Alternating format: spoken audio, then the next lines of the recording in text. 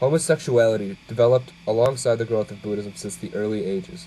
Although many depict the emergence of homosexuality as a fairly recent social disclosure, it was far more frequent among Buddhist and Southeast Asian cultures. In many Buddhist texts, widely known bodhisattvas have been depicted as homosexual figures. The story of Kenneth tells of Kenneth rewarding an old monk for worshipping him by reincarnating himself as a young monk and becoming his lover. Ananda, Buddha's cousin, as well as the Buddha himself, have also been interpreted as potential lovers. It has long been debated whether or not what some call preference should be tolerated in present-day Buddhism. However, most reply with a biased rejoinder determined by which culture and time period it comes from. For instance, Japanese views depict an indifference to and even an irrelevance of homosexuality due to centuries of its common practice there.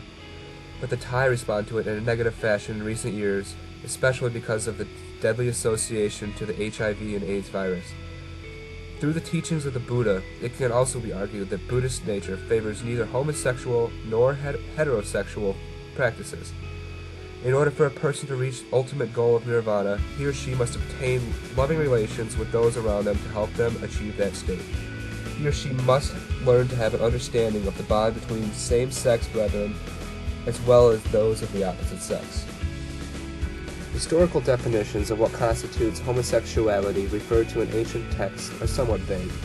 The supposed original definition of a homosexual, or pandaka, referred to a gay monk overcome by desire. This term has become far more controversial through the ages. Most scholars now break pandakas into at least 4 categories. In the first of such categories are the usapandakas, also known as the voyeurs. These are men who are aroused by watching a man and woman have relations. The second type of pandaka is the upakamika pandaka, which refers to eunuchs or men who were castrated sometime after birth. The third category of pandakas are the peka pandakas. These are people who were born with no genitals. It is believed that this is karmic punishment for castrating animals in past lives. The last category is the ascetica pandakas. These are men who are sexually aroused upon ingesting semen. This is also the closest definition of a homosexual offered within the pandaka categories.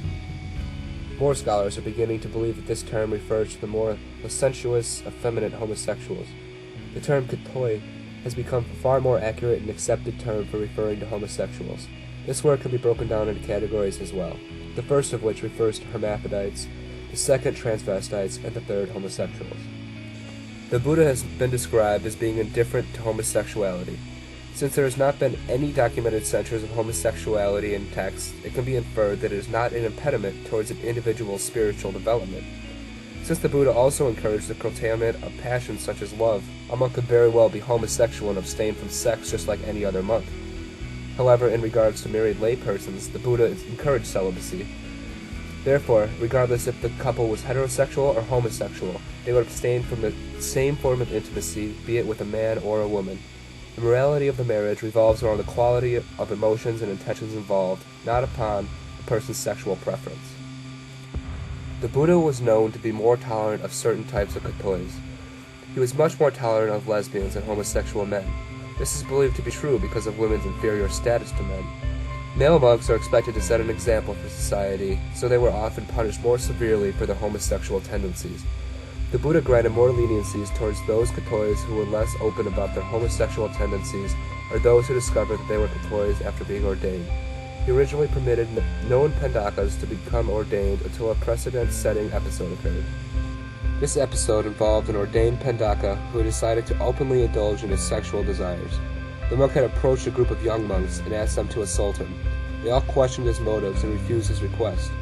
He then asked a group of novices to assault him. The novices responded the same way that the young monks did. The pandaka finally approached a group of elephant and horse keepers and requested that they assault him. These men did, and their sexual relations became known, and the sangha was rebuked for the monk's actions. The Buddha chose to expel this particular monk from the sangha and prohibit ordaining any other promiscuous pandakas in the future. The sangha literally served as a hotbed for homosexuality, especially from the 13th century through the 19th century. In an environment which is entirely male, the human body and its cognitive reasoning is apt to and will adopt new desires within these changing environments. It is similar to a prison environment which also lacks presence of women.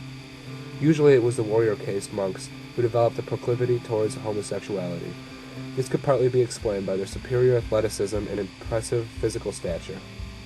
Homosexual monks wrote poetry, as did many heterosexual monks, but also used it to express their love for one another.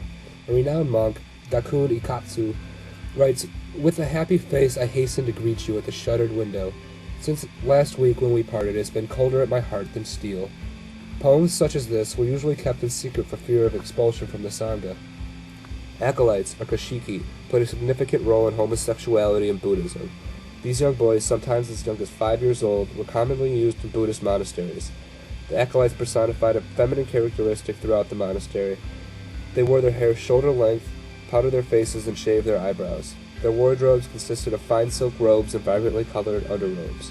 Some monks actually warned acolytes not to wear certain colors of fabrics because it allegedly instigated relationships with older monks.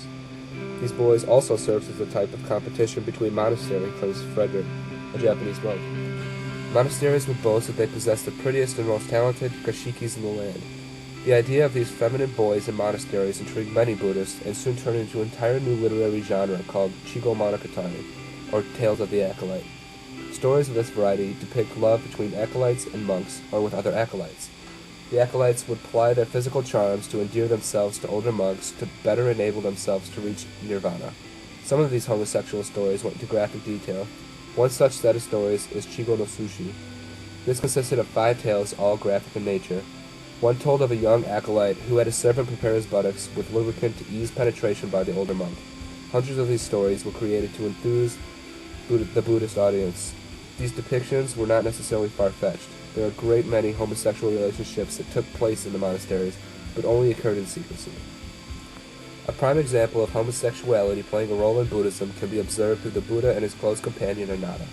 Ananda had been spending more time with the Buddha than any of their followers. He followed the Buddha closely to learn from him. It is believed that this close relationship between Buddha and Ananda had actually been more than just a friendship. Although there is no proof of any sexual relations between the two in any text, the fact that they could have been celibate homosexuals can be theorized. One text tells of Buddha and Ananda in another life as deer. The two always ran together and cuddled every night. Another tells of the Buddha and Ananda in another life. Both were handsome sons of Brahmin parents. The parents would not marry, so Ananda and Buddha could stay together. It is said that Ananda had committed adultery in a previous life. In his karmic punishment, he was sent to hell for thousands of years. Upon leaving hell, he spent hundreds of lives living as a kapillar. This was considered punishment because other heterosexuals looked down on him for being a kapillar. In his last life, Ananda became a full heterosexual man and attained arhatship 3 months after Buddha had reached nirvana. If such an important figure in Buddhism could have been considered a homosexual, then homosexuality certainly played a significant role in Buddhism. Buddhist texts are resources which pose new questions and answers relating to homosexuality depending on an individual's interpretation of those writings. The Vinaya contains 5 precepts, the third of which states that a person must refrain from sexual misconduct. This statement is noticeably open to a considerable spectrum of interpretations that can be answered by answering 4 questions. The first of which being, how would I feel if somebody did this to me? The second question asks, did it cause harm and regret or benefit and joy? The third asks, did it help or harm the attainment of goals to nirvana? The final question asks, was it motivated by love, generosity, and understanding? If the answer to all these questions is in the affirmative, then no sexual misconduct was committed. Thus, if homosexual relations took place between 2 willing, loving men, it would not be considered sexual misconduct. Usually, most misconduct is considered to be rape, child molestation, sexual harassment, or adultery. The Vinaya also states a monk must remain celibate to attain nirvana.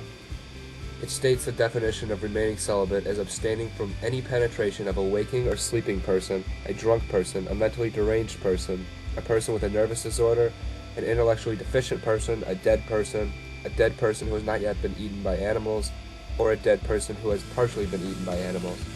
This applies as much to homosexuals as it does to heterosexuals, making sexual preference indifferent. Ancient Buddhist texts often depict homosexual relations, but as illustrated, contain identical behavioral rules for homosexuals as heterosexuals. Homosexuality